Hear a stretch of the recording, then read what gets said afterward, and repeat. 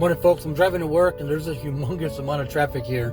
So I thought I'd do a quick video on a topic that I was thinking about this weekend as I was building my wife her chicken coop. And then I took Justin to Airtopia in San Antonio. He just loves that place. Anyway, I started thinking about purpose, right? A long time ago when I was locked up, we co-founded, Rudy Garcia and I co-founded the first ever faith-based program at the Torres unit. And one of the classes, one of the topics actually that we highlighted a lot in the faith-based program there at Torres is like finding your purpose. Me and other brothers, leaders, were really harping on this. You got to know your purpose. You got to know what God called you to do, etc., etc. This was in 2007, 2008. Here we are, 13 years later. And I was telling my brother David the other day on an Instagram message, because he posted something about purpose and calling and whatnot. And I'm always seeing different pastors and preachers talking about God's purpose and God's calling. And I'm getting all this together in my mind, and I'm just kind of thinking about purpose and calling, and you won't be fulfilled until you actually start walking it out. But this morning I want to speak a quick word to brothers who are out. You did time, you got out, and people like you and me. And I wish I could drop some names here in this video, because I got a couple of names in mind, but I won't, out of respect for privacy. But if you're listening to this video, you're gonna know exactly what I'm talking about, brother. You were in prison and you found your purpose, you found your calling, and you discovered what God called you to do, what God called you to be, all that good stuff. You preached, you teached. Maybe you were a coordinator. Maybe you wrote some articles. Maybe you wrote a book, like me, like whatever. Correct me if I'm wrong, but when you got out, that purpose didn't just automatically materialize, right? That vision you had about what you were going to do, what you believe God called you to do. I mean, look, a lot of us smoked it when we got out, right? But by the grace of God, I didn't go back to prison for some stupid things that I was doing when I got out, even after I knew God had called me to do certain things. For example, start the Blueprints for Living Ministries organization. I thought that when I got out, I was going to be preaching, teaching, seminars, conferences, book tours, all this arrogant, glamorous stuff. None of it has transpired in that manner, but for good cause, because I think God has been protecting me this whole time. Brother Ruben, but from what? What is God protecting you from? And if you can't relate to this, then that's cool, but this is me. I'm talking to you brothers who were fired up for God when you were locked up. You got out. You thought that you were going to do exactly what you were doing in there, out here. It didn't pan out, and you backslid, you smoked it. You got locked up again. You didn't get locked up again, but you were enslaved to addictions and bad habits and whatnot. Correct me if I'm wrong.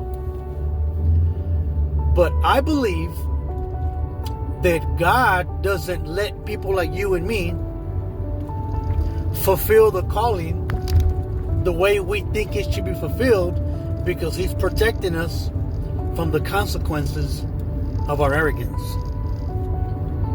He's protecting us from what's going to happen if we are given that particular desire to do ministry. I've known 4, 5, 6 brothers who got out. I love you guys. I'm not tripping. I love y'all. You got out here and something happened and you flipped out. It happened to me. I just didn't get locked up again, thank God. But here we are 13 years later after the teen program, and I still don't believe, in my peanut brain, I still don't believe I've accomplished this grandiose plan that I believe God had for my life. But does that mean I'm not being obedient to the small things? Because it's those small things that really count. It's the little things that really make a difference. So while I may not have a ginormous platform, while I may not have, whatever I thought I was supposed to be doing, it doesn't mean I'm not where I'm supposed to be. Let me rephrase it like this. Just because I'm not where I thought I should be doesn't mean I am where I'm supposed to. And it's a reality check for people like you and me, bro, who have charisma and skill and talent. It's a reality check for people like you and me, so that when we don't get the grand plan going, when we don't get the book tour, we don't get the seminars, the conferences, and when we don't get the platform, when we don't get those things, it might be an indication that maybe we're not supposed to have them, or maybe it's God protecting us from the consequences of what would happen if we did have that platform. Because woe would be me if I got this big stuff and fell into sin and tainted the image of God, brought a bad reputation, a black eye to the ministry, because I got so high, and in that highness, my arrogance took over and I smoked it. Maybe that's what God is saving me from. Maybe God is protecting the sanctity of the ministry. Maybe God's protecting the sanctity of the body of Christ, through me at least, and not allowing me in my arrogance to get up there and then I smoke it. If this makes sense, maybe you need to think about that, man. Maybe we need to stop thinking so much about, man, I need to go, I need to be, and just enjoy where you're at. Be content at your job. Be content with the little that you have. Because remember, Jesus did say that we need to be faithful in those little things. And it's in being faithful in little things that God is then proving that you are worthy.